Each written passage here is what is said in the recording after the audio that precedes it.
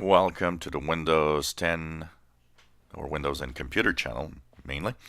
So just to say that a few minutes ago, a Windows Insider build has been released. So if you're on the fast ring or skip ahead, you are getting Windows 10 build 18890 for the 20H1 preview.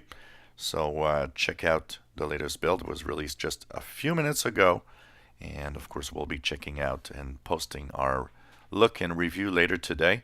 My Insider machine is actually starting up right now. I just pressed the power button on it to go and fetch this new build. So expect this to be here quite soon, and of course we'll talk about what's good, what's bad, and how things are going on the latest Insider preview builds. So just head on to your Insider machines. Once again, get a lot of people asking, when is there a skip ahead? Skip ahead is merged. It's merged with the fast ring. So you're getting the same builds, and we're at 18890 today. So we'll see what's good, bad, what's new, if there's anything new.